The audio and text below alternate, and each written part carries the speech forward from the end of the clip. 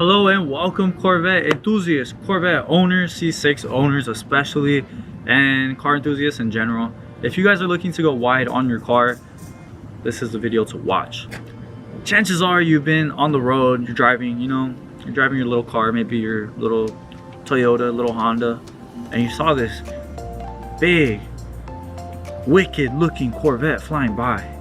And you were like, wow, that one looks so different. It's so insane. It looked better than any other Corvette I've ever seen. And the chances are that that Corvette was a blessing. And not only was it a blessing, it was probably a Grand Sport, Z06 or a ZR1. So what is the difference between these and a regular C6 Corvette? Well, if you go ahead and take a look, especially at this one, when we come to the rear side of the car, this is what it would look like if it wasn't wide. All right, you wouldn't be seeing the arch. But when you have the arch, I mean, who doesn't want hips? I mean, she's a little thick, man. So this video is not meant to be super long and dissect every single little thing about the car. It's just to help you have some guidance on where to get this, that, and whatever. So without further ado, here we go. So the front bumper was from JD Corvette. This cost $630. It's not super crazy, but it's also not super cheap. You guys can get an OEM example of this online for about $1,000 plus. So your best bet is probably going with JD Corvette. All these things are on eBay, and they also have a shop located in Bellflower, California. The front fenders alone were $870, and the quarter panels were $840. So let me go ahead and show you guys some things to look out for here. So these are the quarters. They are fiberglass parts. They're super good.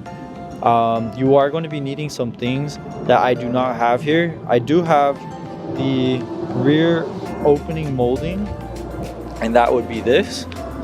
It is a section that covers a ugly part that if you do not have covered, it is terrible to look at. So I do have that one because that was essential for me. I was not going to drive it around without it. And it also adds to the car. I thought when I had first got it painted that it was too much blue, but that actually solved the issue. So go ahead and get your rear quarter molding.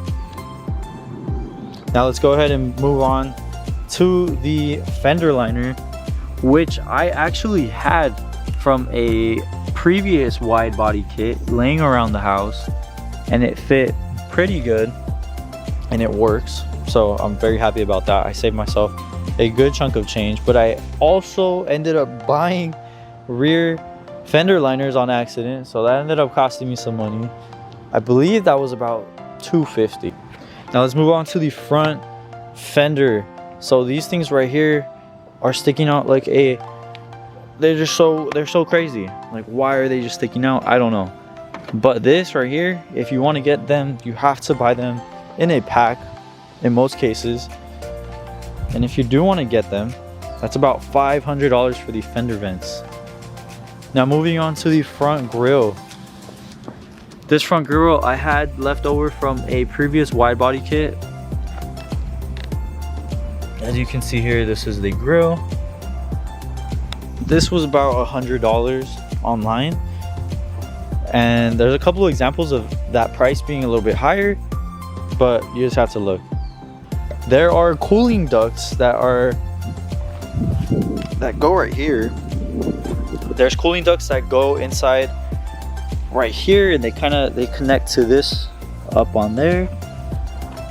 And I do have those. I had that from the previous wide body kit, and those will run you a pretty penny. Those are about $224, and they're really small, so it doesn't seem worth it.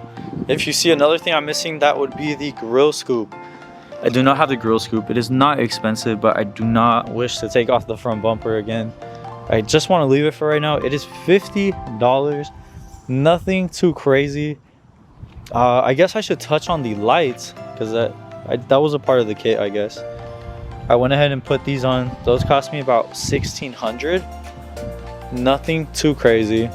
You guys are also going to want to go ahead and get the front liner for this right here. I do have this one as well, so that was not a cost to me, but I do believe that is about $140 for the pair. Now when it comes to about everything, that pretty much touches base, because when you're going wide, all you need is the fenders. So 1, 2, and the other 2 corners in the side, and then the front bumper. So that pretty much touches that. But guys, let me know if you guys have any other questions. In the reality of things, I probably did not cover everything I wanted to in this video, but I think it was very short and concise, and I got to the point. So hopefully it helped you guys, okay? That's about it. Thanks.